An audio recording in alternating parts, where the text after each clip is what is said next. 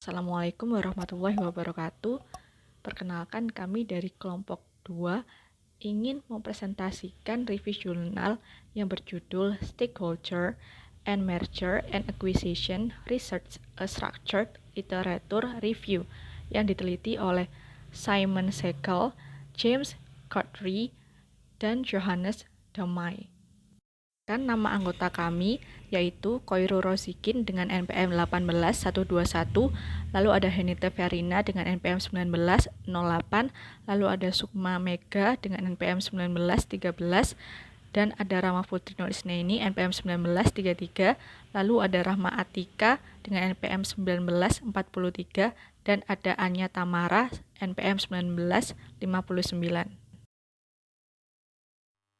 Kemudian pada bagian introduction, di mana penelitian ini tuh berawal dari paradigma yang berbeda-beda pada tahun 1980-an, di mana Freeman tepatnya pada 1984 dan Jamieson yang tepatnya pada 1986 mengamati hubungan antara stakeholders dan merger dan akuisisi atau M&A, di mana dari sudut pandang stakeholders lah yang mendorong perlunya pendekatan stakeholders untuk pengelolaan manajemen strategis.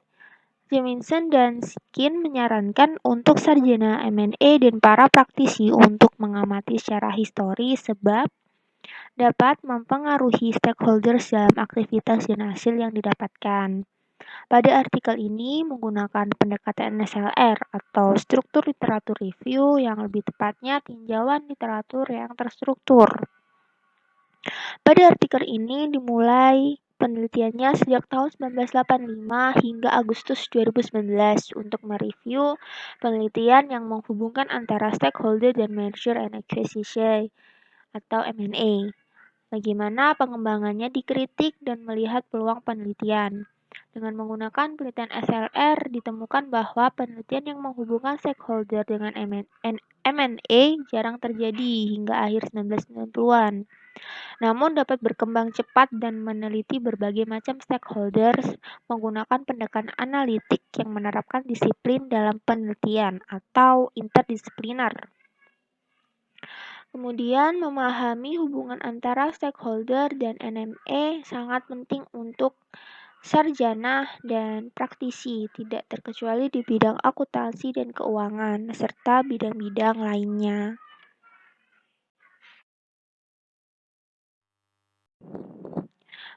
Kemudian mengapa artikel ini atau penelitian ini dapat tercipta dan mengapa permasalahan ini harus diteliti. Yang pertama yaitu minat pada M&A berasal dari prevalensi dan penyebarannya yang signifikan, di mana aktivitasnya hampir 4 triliun selama 3 tahun berturut-turut dan mencapai 4,16 triliun pada tahun 2018. M&A memiliki pengaruh besar dalam sosial, politik, maupun ekonomi. Kemudian yang kedua yaitu tumbuhnya kesadaran bahwa M&A juga dipengaruhi oleh stakeholders, di mana bahwa M&A memiliki tingkat ketidakstabilan, ambiguitas, politisasi, dan fragmentasi sehingga perlunya ada pemahaman stakeholders. Kemudian yang ketiga, bahwa pasar bebas akan memberikan kemakmuran bagi semua orang. Di mana yang ketiga ini pertumbuhan ekonomi telah dipromosikan oleh PBB yang bertujuan untuk pembangunan yang berkelanjutan. Kemudian yang keempat, review interdisipliner tentang M&A jarang terjadi. Menurut Meggio dan Weisberg tahun 2010 bahwa review multidisiplin untuk M&A diperlukan untuk usaha meningkatkan fenomena yang kompleks dan dinamis. Selain itu memberi wawasan kritik dan peluang penelitian pada metode SLR ini. Memberikan kesempatan peneliti lain untuk mengembangkan teori, metodologi, dan kerangka kerja untuk meningkatkan penelitian M&A dalam jangkauan yang lebih luas. Untuk sarjana akuntansi dan keuangan, SLR memberi proses penelitian dan hasil M&A yang lebih baik. Penelitian ini berfokus pada penelitian pemegang saham untuk menggabungkan sosial, politik, dan ekonomi dari perspektif stakeholder yang lebih luas. Perkenalkan, nama saya Rahma Putri Nur Isnaini, NPM 19013010033. Di sini saya akan menjelaskan mengenai bagian background. Merger dan akuisisi merupakan fenomena sosial yang konsekuensial, yaitu mendasari konflik kekuasaan dan status. Sebelum gelombang pertama merger tahun 1895 sampai 1904, para ekonom menyadari konsekuensi sosial, politik, dan ekonomi dari konsentrasi pasar. Antisipasi adanya konsekuensi ini menyebabkan perkembangan merger dan akuisisi perusahaan. Merger dan akuisisi dipandang sebagai penyebab dan konsekuensi dari spiral globalisasi yang sesuai dengan pertumbuhan merger dan akuisisi sejak gelombang pertamanya, yang kemudian menyebabkan kepentingan pemangku kepentingan rusak selama merger dan akuisisi dan kemungkinan terjadinya kerugian sosial. Kemudian saya akan menjelaskan mengenai penelitian merger dan akuisisi dari tahun ke tahun yang dibagi menjadi 4 bagian. Yang pertama adalah tahun 1960-an, di mana fokus penelitian dari merger dan akuisisi itu berada pada pengelolaan dan penyusunan strategi. Kemudian pada tahun 1970-an, fokus penelitian itu sebagai bidang studi yang ditentukan dan berpusat pada aspek strategis dan juga keuangan. Lalu pada tahun 1980-an, fokus penelitian dimulai pada sisi manusiawi dari merger dan akuisisi. Dan dari tahun 1983 sampai 2012 itu ada perubahan signifikan dari pendekatan teoritis ekonomi dan keuangan ke penelitian merger dan akuisisi yang menuju pembelajaran organisasi dan perspektif pandangan berbasis sumber daya dan variannya, seperti pandangan berbasis pengetahuan dan kemampuan. Sehingga pada saat ini itu ditemukan banyak bidang disiplin dari penelitian merger dan akuisisi. Oleh karena itu, penelitian merger dan akuisisi diklasifikasikan secara beragam. Terdapat 4 aliran pemikiran konseptual dari merger dan akuisisi, yaitu pasar modal. Dan kedua adalah strategi, lalu ada perilaku organisasi dan juga proses. Kemudian saya akan menjelaskan mengenai penelitian merger dan akuisisi pada pemangku kepentingan yang dibagi menjadi 2, yaitu pemegang saham dan pemangku kepentingan non pemegang saham. Untuk pengaruh kepada pemegang saham yaitu adalah penciptaan kekayaannya, sedangkan kepada pemangku kepentingan non pemegang saham itu adanya kemungkinan terbukanya pekerjaan di masa depan. Untuk penelitian terkait atau literatur terkait dengan pemangku kepentingan pemegang saham itu sudah ada banyak. Namun untuk penelitian atau literatur terkait dengan pemangku kepentingan non pemegang saham dalam penelitian merger dan akuisisi itu masih sedikit. Dengan adanya bagian background ini memberi pemahaman tentang konteks yang lebih luas dan kemajuan dalam penelitian merger dan akuisisi yang membuka jalan untuk mempertimbangkan perspektif berorientasi pemangku kepentingan pada analisis merger dan akuisisi.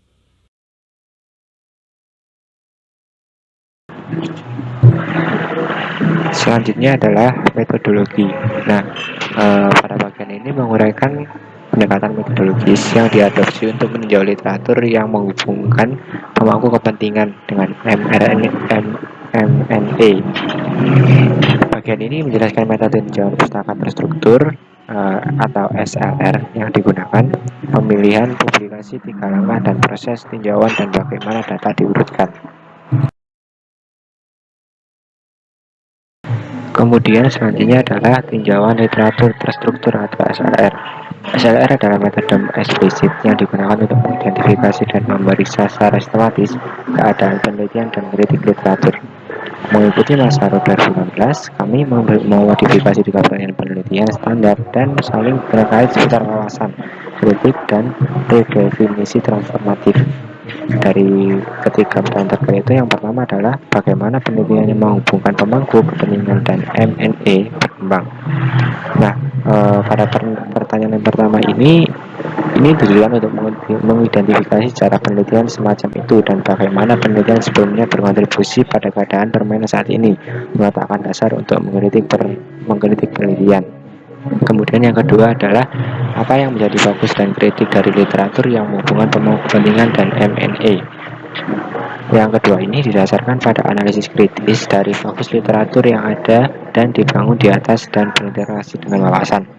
Kemudian yang ketiga ada apa mungkin penelitian masa depan yang menghubungkan pemangku kepentingan dengan M&A. Pertanyaan definisi transformatif ini menyatukan ketiga pertanyaan tersebut. Wawasan mengembangkan pemahaman tentang bagaimana sastra berkembang, kritik membantu menghindari media dengan melihat secara keseluruhan, dan definisi transformatif membantu menghindari hiperkritik dan menawarkan jalan ke depan.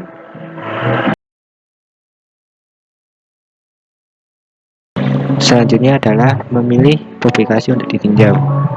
Nah, pada metode 3 langkah ini, diadopsi untuk memilih dan meninjau publikasi seperti artikel dan jurnal yang menggabungkan pemangku kepentingan dan M&A untuk dimasukkan ke dalam SLR tadi. Nah, dari 3 langkah tersebut, langkah yang pertama adalah mencari kata kunci di Google cendekia pada Januari sampai Maret 2018. Kemudian diperbarui pada Agustus 2018 dan Agustus 2019. Pencarian kata kunci dapat membantu peneliti menemukan artikel relevan yang memperluas topik yang ada di bidang tertentu. Pencarian tersebut seperti mencari penggabungan dan pemangku kepentingan, kemudian akuisisi dan pemangku kepentingan, dan kemudian pengambil alihan dan pemangku kepentingan. Terus langkah yang kedua yakni memperluas pencarian menjadi jurnal yang teliti. Mengikuti definisi kata kunci, kami menggunakan database jurnal Potret SLR untuk mempersempit temuan kami dan mengembalikan pencarian yang lebih akurat.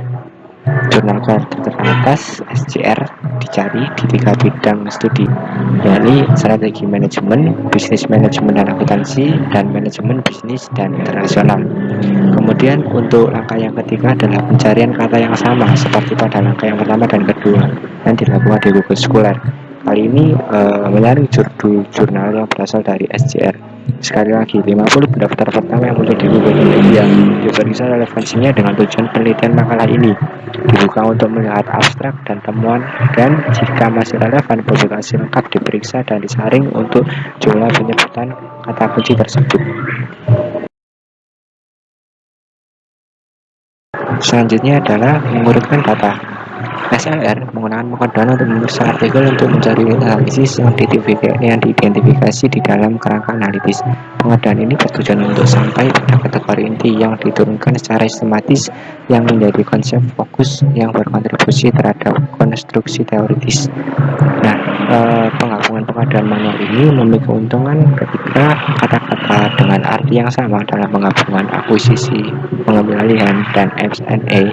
SLR ini ditemukan dan dapat dipahami dalam arti yang sebenarnya dan diberi kode yang sesuai. Kita lihat di samping ini juga kami cantumkan tentang tabel M&A publication pada 2019 ini sampai pada bulan Agustus.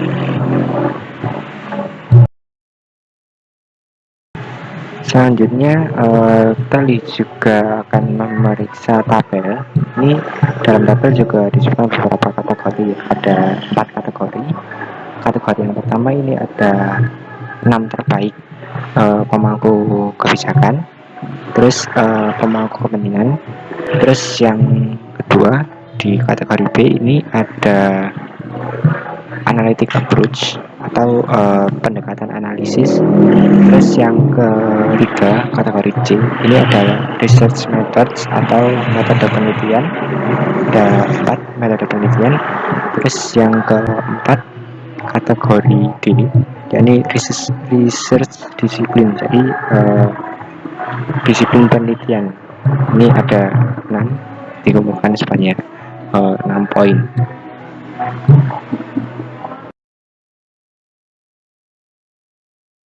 Dari beberapa tabel yang telah dikumpulkan untuk mengukur kemajuan penelitian yang menghubungkan kepentingan dan M&A, gambar 1 yang di atas tadi itu menunjukkan garis waktu yang mencerminkan hasil penelitian.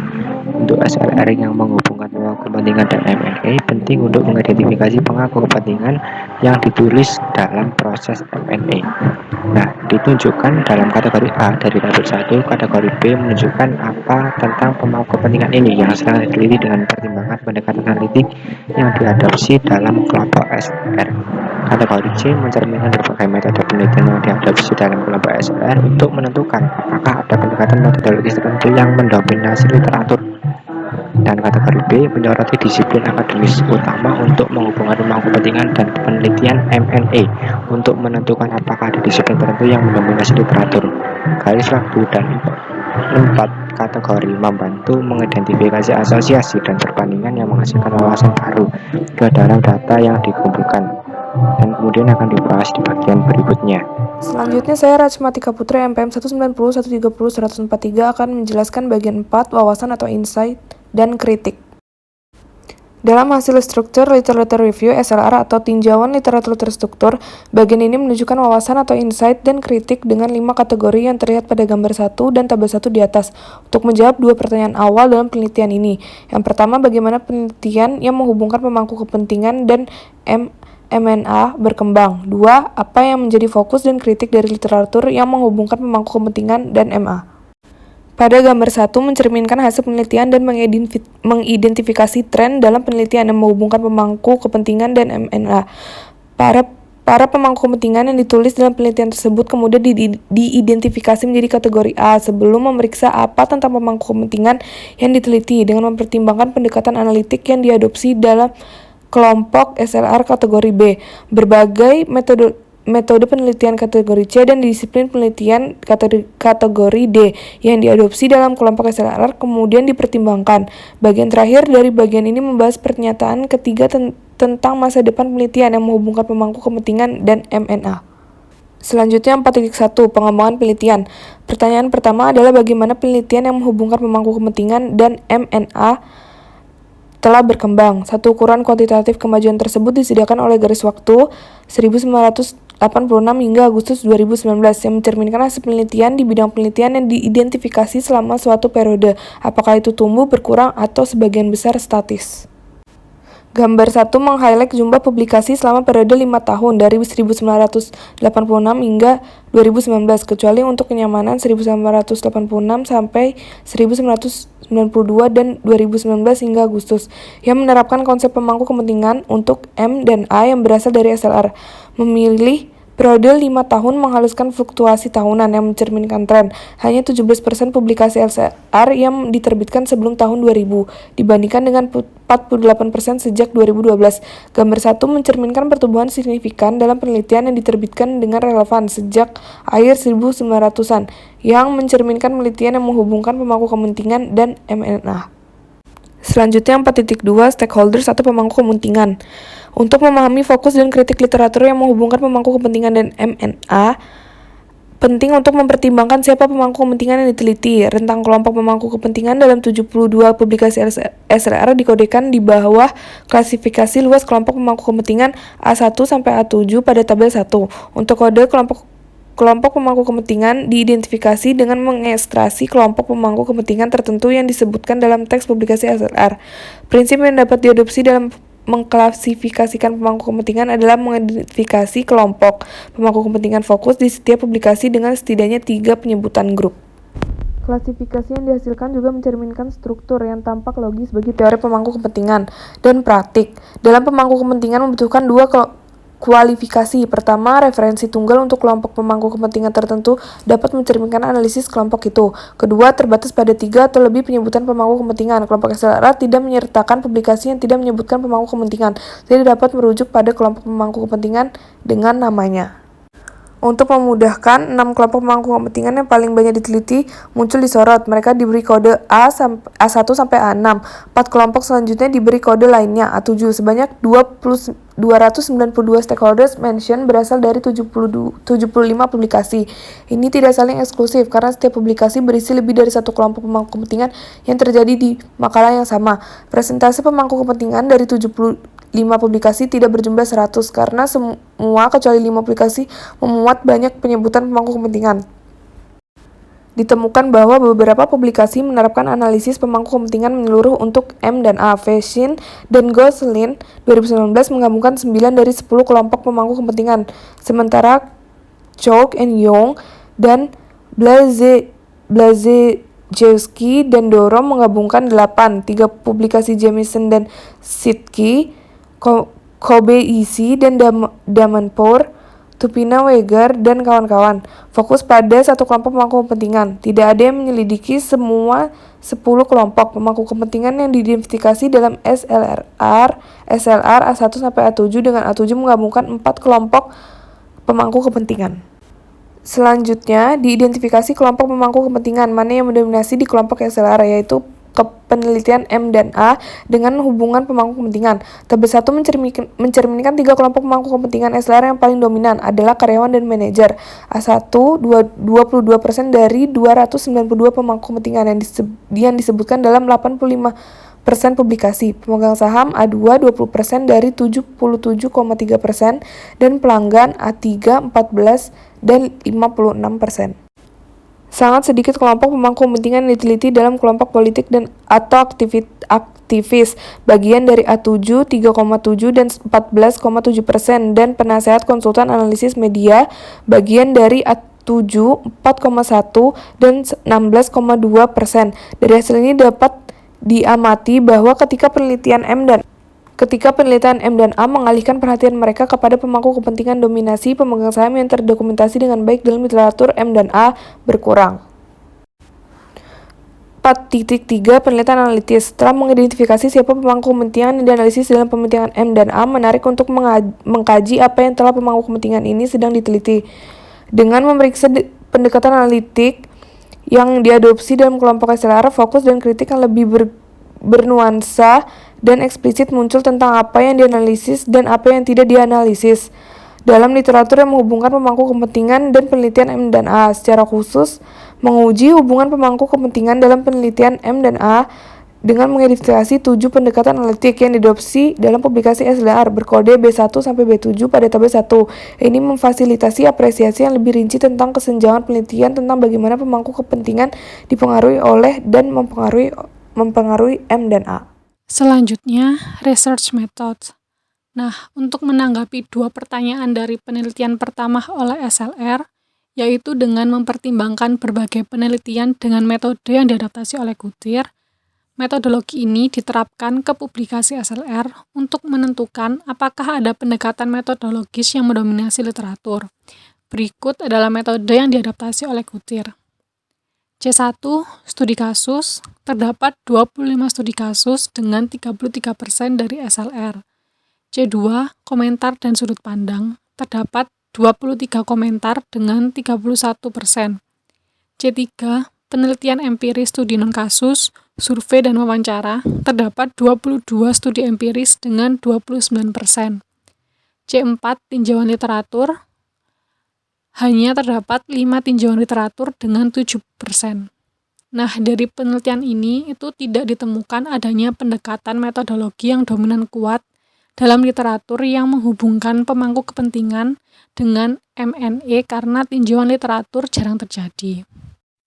Selanjutnya, untuk mengamati hubungan antara pemangku kepentingan dengan literatur MNE, menggunakan metode penelitian ini mungkin digunakan untuk melacak kemajuan dalam penelitian selama 3 dekade terakhir seperti yang terlihat pada grafik ini.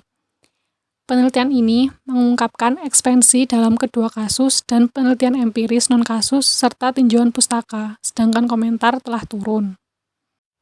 Selanjutnya akan dijelaskan lebih rinci mengenai metode yang telah diadaptasi oleh Guthrie dengan grafik yang telah ditampilkan pada slide sebelumnya.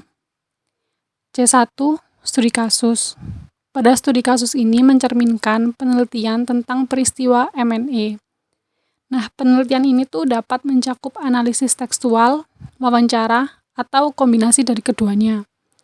Dari data SLR, telah diungkapkan bahwa studi kasus mencakup sepertiga dari publikasi yang menggunakan pendekatan pemangku kepentingan untuk penelitian M&A yang mencerminkan kekuatan penjelas penelitian kasus untuk memahami M&A dengan berbagai pertanyaan, penelitian, dan pendekatan metodologi.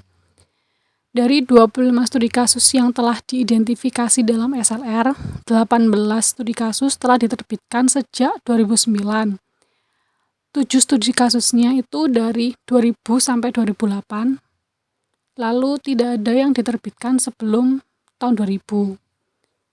Studi kasus ini itu semakin banyak digunakan untuk menghubungkan pemangku kepentingan dan penelitian M&A. Lalu, C2, komentar dan sudut pandang. Pada C2 ini mencakup komentar dan editorial. 7 komentar telah diterbitkan sebelum tahun 1993. 13 komentar diterbitkan sebelum 2003, dan 5 komentar diterbitkan sejak 2014. Nah, dari keempat metode penelitian ini yang diidentifikasi, hanya komentar ini yang merupakan satu-satunya yang penggunaannya itu telah menurun. Kemudian C3, penelitian empiris studi non-kasus, survei dan wawancara. Nah, pada C3 ini mencakup survei non-kasus, kuesioner, wawancara, pengambilan sampel, dan penelitian berdasarkan dengan analisis regres. Hanya 4 dari 22 publikasi yang diterbitkan sebelum tahun 2004 dan 9 publikasi diterbitkan setelah 2012. Penggunaan penelitian ini digunakan untuk menghubungkan pemangku kepentingan dan penelitian M&A merupakan perkembangan yang relatif baru. Kemudian C4, tinjauan literatur. Pada tinjauan literatur ini meliputi tinjauan terstruktur dan induktif yang mengidentifikasi arah dalam penelitian.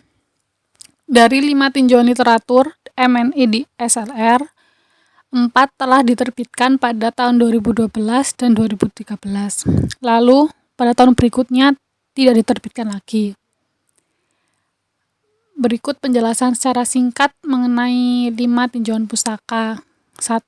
Menurut Halebian, meninjau dari temuan M&A empiris dari manajemen, ekonomi, dan keuangan, menemukan bahwa sebagian besar dari penelitian NME beroperasi secara eksplisit atau implisit melalui lensa teori agensi dengan fokusnya pada penciptaan kekayaan pemegang saham.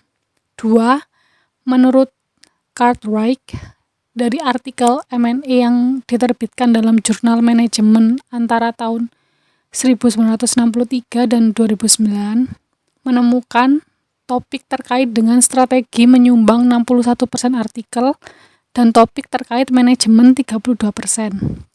Dapat disimpulkan bahwa penelitian memiliki strategi dan bias angka, metode tradisional dan fokus deskripsi, pengambilan realis, non-kritis, fokus kuantitatif atau kualitatif, peran peneliti pasif, dan perspektif eksternal. 3. Menurut Das dan Kapil, mempertimbangkan penjelasan yang berbeda untuk kinerja M&A dan menemukan berbagai dimensi kinerja yang menjelaskan mengapa suatu organisasi dipandang berbeda oleh pemangku kepentingan yang berbeda, dan terdapat kesenjangan antara harapan pemangku kepentingan dengan organisasi. 4. Menurut Gomez, menyoroti kelangkaan dari tinjauan literatur interdisipliner tentang M&A dengan memberikan tinjauan literatur induktif yang mencakup kontribusi disiplin dari perspektif strategis, ekonomi, organisasi, sosial, dan perilaku, ditemukan adanya hubungan dinamis antara perspektif yang berbeda tentang NME dengan faktor penentu keberhasilan. Itu sangat penting. 5. Menurut Stahl, mensintesi temuan dari penelitian tentang integrasi sosiokultur dan sumber daya manusia dalam MNE dan menyimpulkan ada kebutuhan untuk belajar dari literatur selain MNE tradisional dan mendiversifikasi desain dan metode penelitian. Nah, dari tinjauan literatur ini tuh menjelaskan pemangku kepentingan secara lebih sepintas daripada menunjukkan minat penelitian pada pemangku kepentingan atau pada teori pemangku kepentingan. Ditemukannya bukti yang mendukung kebutuhan untuk meneliti lebih lanjut tentang hubungan antara pemangku kepentingan dan MNE, tapi tidak memajukan. Berikutnya, research disiplin. Nah, pendekatan penelitian disiplin ini dicatat untuk mengidentifikasi disiplin utama yang digunakan dalam menghubungkan pemangku kepentingan dan penelitian MNE dan menentukan apakah ada disiplin tertentu yang mendominasi publikasi SLR yang dipilih. Nah, disiplin yang diidentifikasi mengikuti disiplin ilmu yang paling banyak dalam publikasi, yaitu D1 manajemen dengan 36%, D2 etika atau tata kelola dengan 24%, D3 bisnis dengan 12%, D4 strategi dengan 11%, D5 akuntansi keuangan dengan 8%. Selanjutnya, hubungan antara pemangku kepentingan dan literatur MNE menggunakan pendekatan disiplin untuk melacak kemajuan dalam penelitian pada 3 dekade terakhir. Nah, berikut ini grafik dari research disiplin. Selanjutnya akan dijelaskan lebih rinci mengenai research disiplin dengan grafik yang telah ditunjukkan pada slide sebelumnya. 1. Manajemen dan etika atau tata kelola dengan akuntansi atau keuangan. Disiplin ilmu yang paling dominan adalah manajemen dan etika atau tata kelola, berbanding terbalik dengan akuntansi atau keuangan yang hanya berkontribusi 8% saja dari publikasi SLR. Menurut Haleblian, yang menemukan bahwa disiplin manajemen dan akuntansi atau keuangan menghasilkan sebagian besar penelitian MNE dengan perspektif dan tujuan yang berbeda. Pada penelitian manajemen berfokus pada perluasan dan pengembangan teoritis yang biasa menggunakan MNE sebagai konteks analitina. Sedangkan pada penelitian akuntansi atau keuangan lebih ditekankan ketelitian empiris dan statistik deskriptif. Terjadinya perbedaan pada temuan ini itu disebabkan karena SLR memiliki fokus pemangku kepentingan dan berfokus pada penelitian MNE kuantitatif dalam literatur akuntansi, ekonomi, keuangan, manajemen, dan sosiologi dari tahun 1992 sampai tahun 2009. 2. Strategi. Strategi menyumbang 11% dari disiplin penelitian yang digunakan dalam SLR yang didukung oleh penelitian lain. Menurut studi bibliometrik dari Ferreira-Tel, dalam penelitian strategi tentang MNE dari tahun 1984 sampai tahun 2010, ditemukan bahwa penelitian MNE masih langka dan belum mengikuti pertumbuhan MNE sebagai strategi dalam praktek. 3. Akuntansi atau keuangan. Pada penelitian ini, publikasi sebagian besar mengabaikan pemangku kepentingan non-pemegang saham dalam meneliti MNE. Terjadi pertumbuhan kecil di disiplin akuntansi atau keuangan dari fokus sempit di sekitar pemegang saham terhadap pemangku kepentingan lain dalam penelitian MNE. 4. Manajemen dan etika atau tata kelola. Jika digabungkan, maka kedua disiplin ini, yaitu manajemen dan etika atau tata kelola, menyumbang 60% dari SLR publikasi. Menurut Degan, yang membedakan antara cabang etis dan cabang manajerial dari teori pemangku kepentingan adalah cabang etis berpendapat bahwa pemangku kepentingan memiliki hak untuk diperlakukan secara adil dan masalah kekuasaan pemangku kepentingan tidak secara langsung relevan, terlepas dari apakah manajemen pemangku kepentingan menguntungkan kinerja keuangan, bisnis harus dikelola untuk manfaat bagi semua pemangku kepentingan dan bukan hanya pemegang saham. Sedangkan pada cabang manajerial, ini mempertimbangkan bagaimana kelompok pemangku kepentingan lebih baik dikelola apabila organisasi ingin bertahan dan bagaimana harapan pemangku kepentingan berdampak pada strategi perusahaan. Selanjutnya, saya Anya Tamara, NPM 059, akan menjelaskan tentang penelitian masa depan.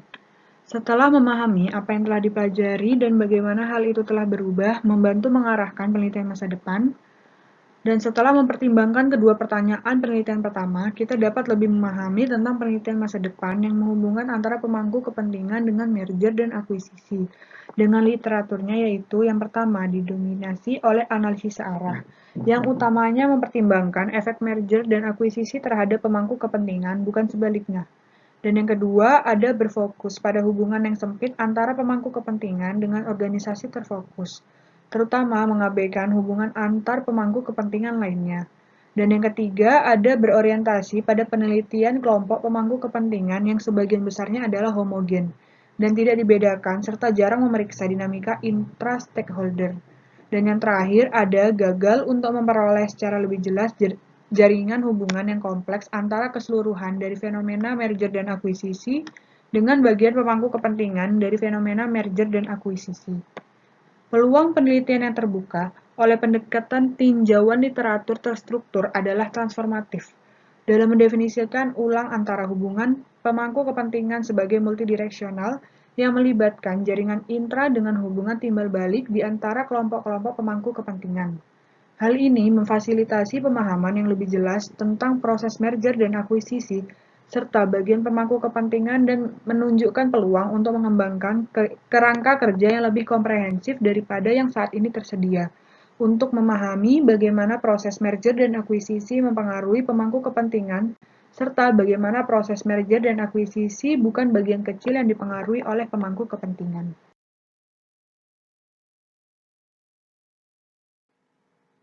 Jadi, kesimpulan dari artikel ini yaitu, pendekatan tinjauan literatur terstruktur telah menemukan kemajuan yang dibuat dalam literatur untuk menghubungkan merger dan akuisisi dengan penelitian pemangku kepentingan, yang mengungkapkan bidang studi ini berkembang pesat selama beberapa tahun terakhir.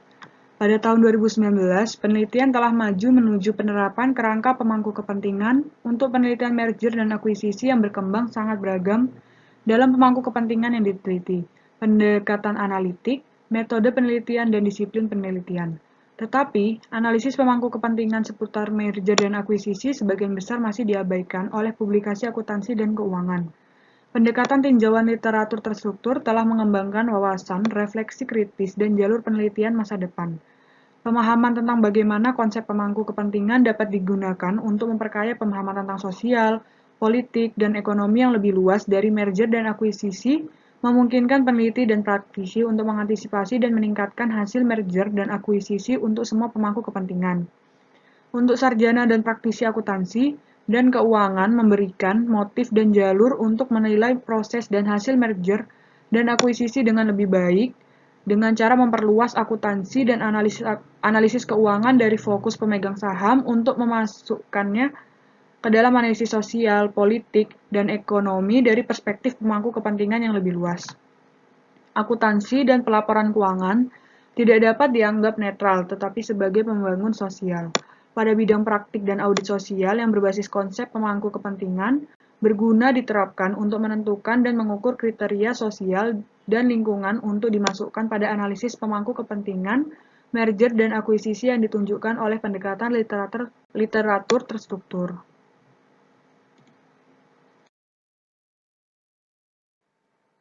Terima kasih atas perhatiannya telah menonton review artikel dari kelompok 2, kurang lebihnya mohon dimaafkan. Wassalamualaikum warahmatullahi wabarakatuh.